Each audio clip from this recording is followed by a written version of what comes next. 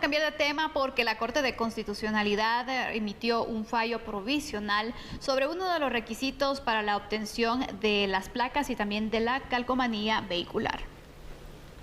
El Tribunal en materia constitucional suspendió provisionalmente la presentación del boleto de ornato como uno de los requisitos para la obtención de placas de circulación o calcomanías de vehículos automotores cuando estos pertenezcan a personas individuales. Esto se define en el inciso D del artículo 12 como obligaciones y que está incluida en la ley de árbitro del ornato municipal. Al respecto, autoridades tributarias detallaron que se respetará el fallo y el equipo jurídico evalúa las acciones para la notificación de los contribuyentes. Por lo menos desde la perspectiva de la SAT, es obvio que a nosotros el tema del pago o no pago del boleto de ornato no es una cuestión que realmente nos afecte. Eso afecta a otras instituciones públicas, pero para nosotros se entiende que es una facilidad o un condicionamiento que hace que, digamos, los contribuyentes interactúen entre distintas instituciones públicas y estén al día en sus obligaciones.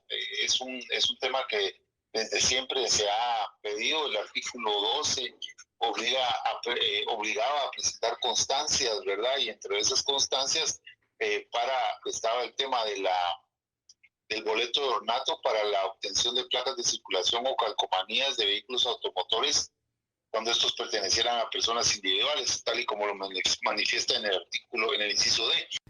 Dicha resolución fue publicada en el Diario Oficial bajo el expediente 556-2022.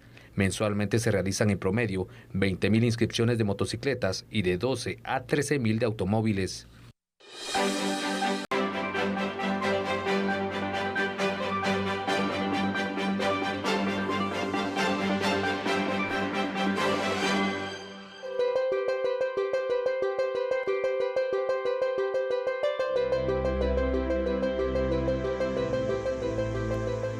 Bueno, y aquí lo tenemos precisamente, un agradecimiento, que ya lo vamos a ver textualmente, del valiente presidente, hay que decirlo, ucraniano, televidentes y Sandy, Volodymyr Zelensky, que ha enviado precisamente al pueblo de Guatemala en general a través del presidente Alejandro Yamatei. Ahí lo tenemos y vamos a pedirle directamente precisamente a nuestra producción, aunque es lo que está escrito allí en la traducción. Agradecemos el apoyo del pueblo amigo, gracias, de Guatemala. Y personalmente, dice Zelensky, a Yamatei durante la lucha de Ucrania contra la agresión rusa. Recordaremos una posición clara y fuerte de Guatemala. Necesitamos expandir la coalición contra la guerra. Detengamos la guerra juntos. Y yo creo, Sandy, que todos estamos en esto.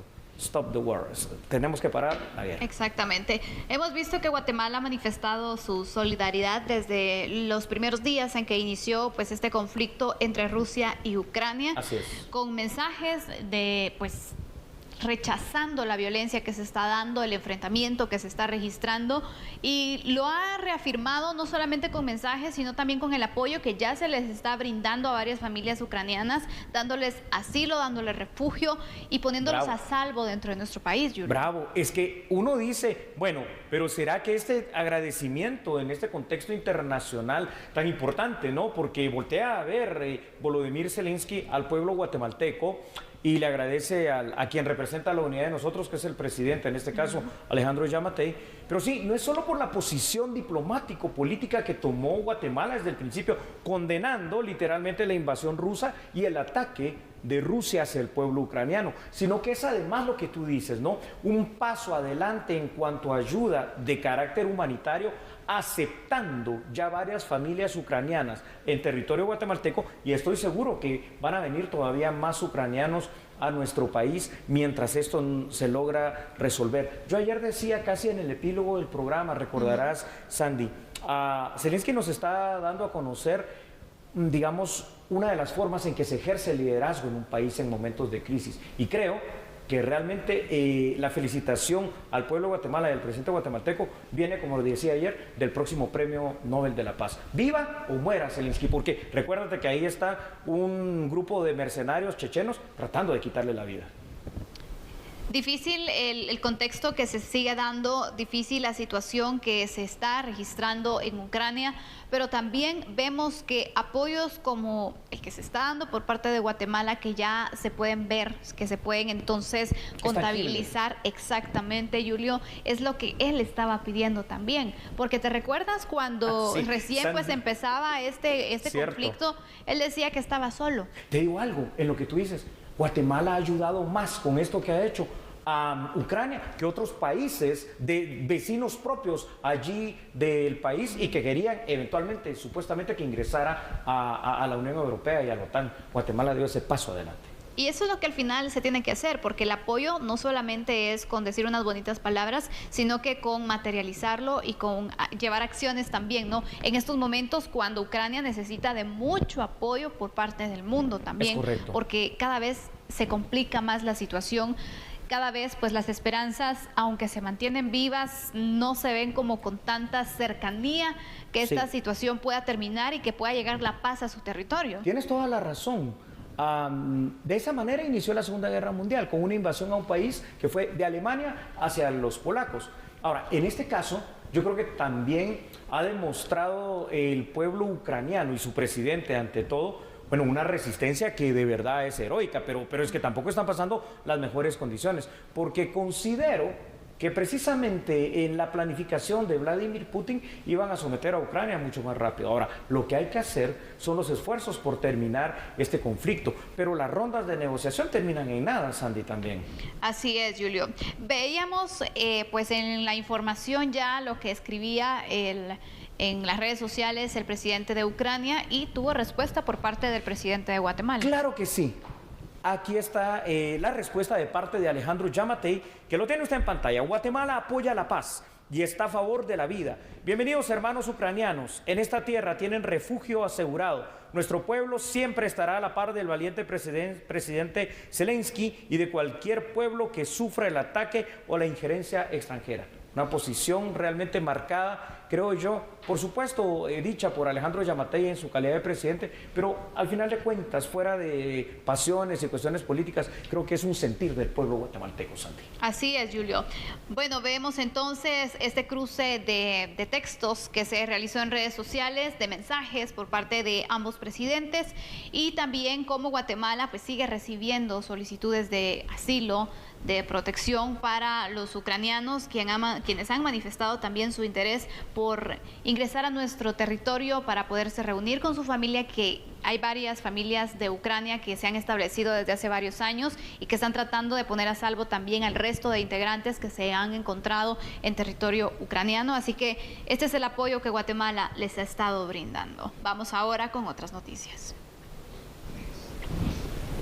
Bueno, y hablemos un poco del contexto internacional de nuestros migrantes. ¿Por qué? La movilidad precisamente de los guatemaltecos hacia los Estados Unidos está cambiando, y es que de esta manera lo detalla un informe que fue desarrollado tanto por Flaxo como por la Agencia de Cooperación Internacional de Japón. ¿Quiere usted saber más detalles? Con mucho gusto, porque aquí los tienen a la medida.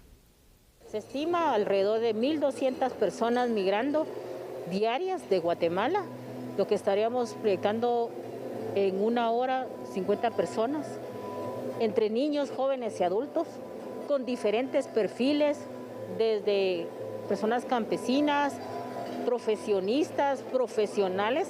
Este flujo de migrantes ha cambiado el orden de los principales departamentos receptores de remesas y del monto de envío, que oscila entre $300 a $670.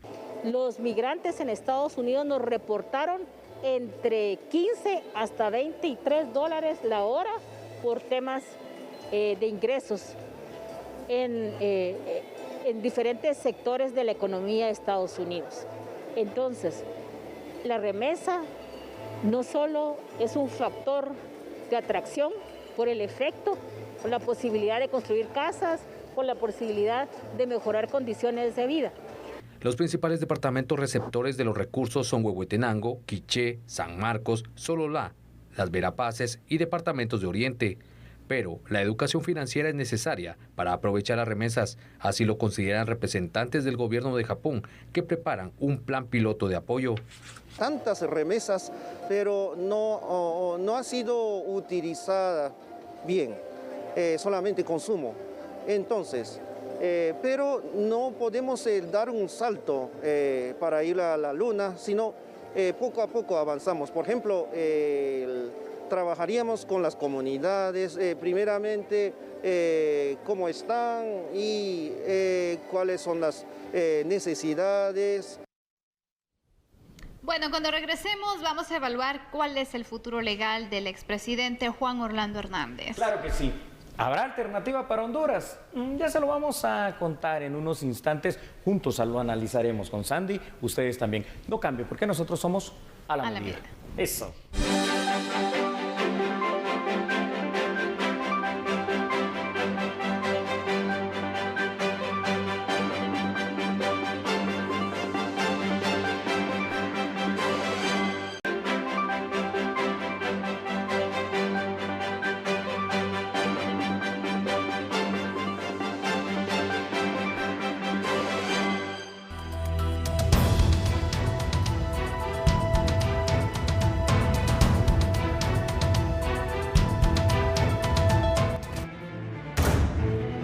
Hondureño autorizó la extradición del expresidente Juan Orlando Hernández a Estados Unidos, que lo acusa de 3 cargos asociados a narcotráfico y uso de armas. Así lo informó una fuente de la Corte Suprema de Justicia de Honduras.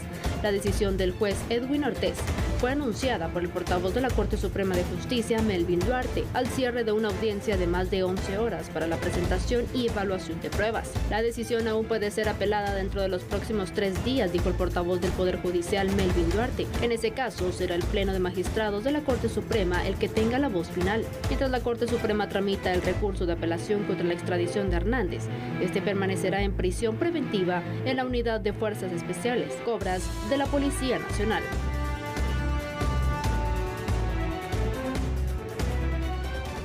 Uno de los temas que más hemos abordado acá, Sandy, es el respeto a los derechos humanos, presunción de inocencia y debido proceso. Pero eso no quita cosas que son obvias. Y aquí una situación, vamos a empezar casi que con la conclusión, la única opción del Estado hondureño, y eso es lo que va a terminar pasando, aunque ya lo vamos a desglosar penalmente, es atender el requerimiento de Estados Unidos y otorgar la extradición activa que pide ese país para el expresidente Juan Orlando Hernández, acusado de situaciones muy graves, ¿no? El hecho de la utilización de armas vinculados con el lavado del dinero y delitos de narcotráfico.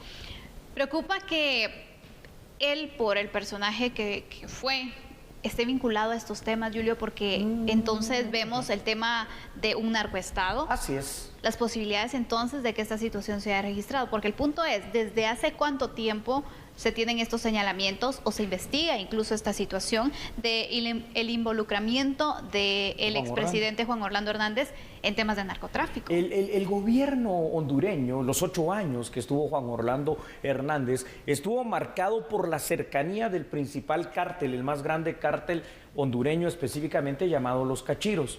El hermano de Juan Orlando Hernández ya está sentenciado en Estados Unidos.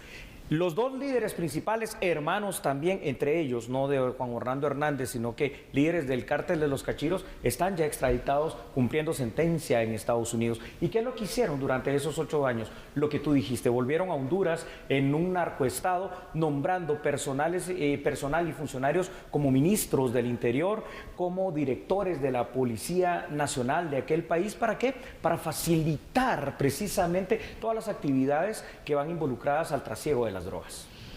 Entonces, esto lo vemos con gravedad porque sabemos entonces que él tenía funciones totalmente contrarias, ¿no? El combate a los grupos del crimen organizado, el narcotráfico, defender el territorio también, defender sus fronteras para evitar entonces que la droga pasara, porque también pues Honduras, recordemos que ha tenido el tema no solo de que han empezado a producir, sino que también el paso, ¿no? Es correcto. Que se hace de la droga, que busca entonces llegar a los Estados Unidos.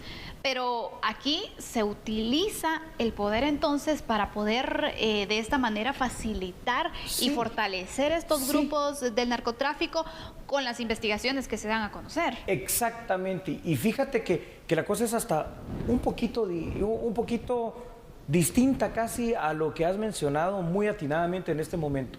son las estructuras del narcotráfico que ya se volvieron tan poderosas, no solo en Honduras, hay que decirlo, sí, que ya lograron incursionar en el ámbito político, ¿no?, de varios países. Esto pasó en Colombia también, hay que recordarlo. Esto ha pasado en México. Exactamente. Y entonces logran tanto poder que ellos financian literalmente campañas, financian literalmente candidatos. Recordemos que Pablo Escobar Gaviria, el más icónico de los narcotraficantes colombianos y del mundo, junto a Joaquín Loera, el Chapo Guzmán mexicano,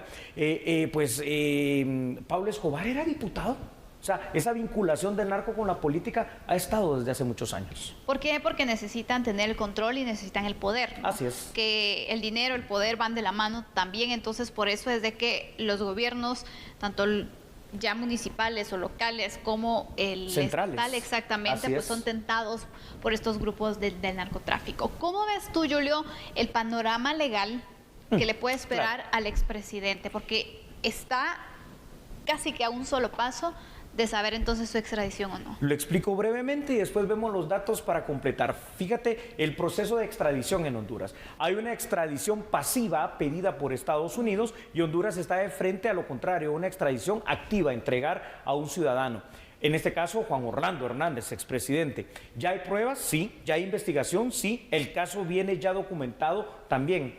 El proceso penal hondureño, entonces muy similar al nuestro, da una audiencia en la cual se le notifica de esta situación a Juan Orlando Hernández. El juez, en este caso de instancia, da pie y luz verde a la extradición, pero por supuesto, ¿no?, hay la oportunidad de presentar un recurso. En este caso, para la justicia hondureña, 3 días para que la defensa técnica de Juan Orlando Hernández presente recurso ante la Corte Suprema de Justicia.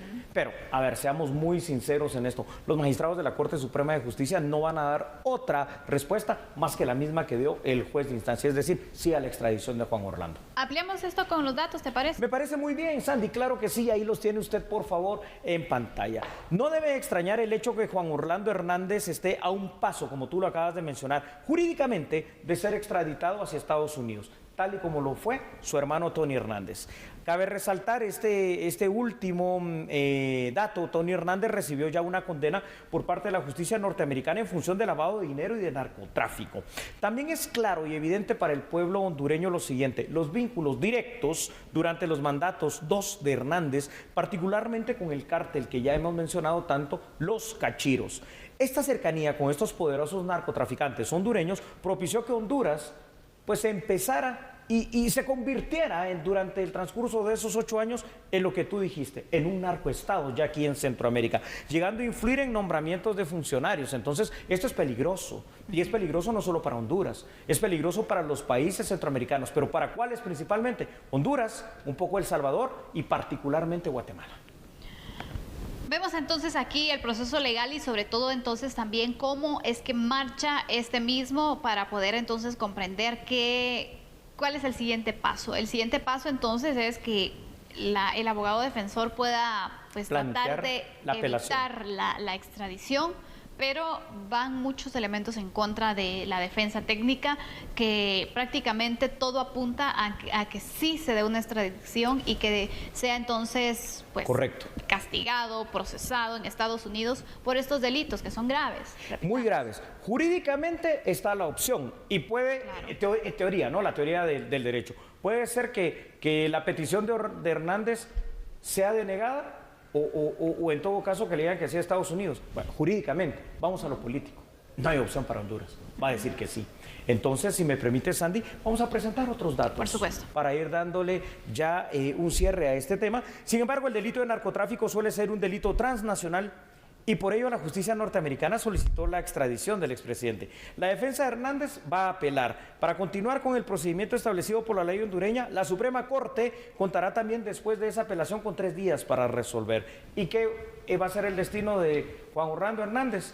Ir a Estados Unidos a enfrentar la justicia por los cargos que se le levantan de narcotráfico, conspiración para el lavado de dinero y otros tantos. Delitos federales todos. ¿Cómo has visto el proceso que se ha llevado desde el momento en el que se hace la acusación y se da la captura también del expresidente Julio hasta este punto donde ya estamos pues prácticamente a un paso, ¿no?, de la extradición? Yo eso sí quisiera destacar que por parte de la justicia hondureña este proceso ha sido rápido, porque aquí en Guatemala también tuvimos un caso, ¿no?, sonado, que duró más de un año para lograr la extradición, el de los hermanos Martinelli. Fue tardado, ¿no?, ese proceso de conocimiento y de apelación para lograr la extradición de ellos, pero en Honduras esto va caminando con una celeridad grande. Entonces, esto nos debe demostrar algo. Si en este tipo de casos de extradición activa y pasiva las cosas se pueden resolver rápidamente, ojalá así se resolvieran los casos penales todos en general en nuestros países. Ese es el panorama y esta es la situación jurídica del expresidente Juan Orlando Hernández, con señalamientos por temas de narcotráfico, una situación que sin duda alguna ha llamado la atención a nivel internacional y que hoy los ojos se mantienen entonces en el momento cuando se pueda oficializar una extradición, que eso es lo que muchos apuntan que va a pasar en los próximos días. Como epílogo, entonces, le voy a decir lo siguiente con lo que hemos explicado junto a Sandy Monroy.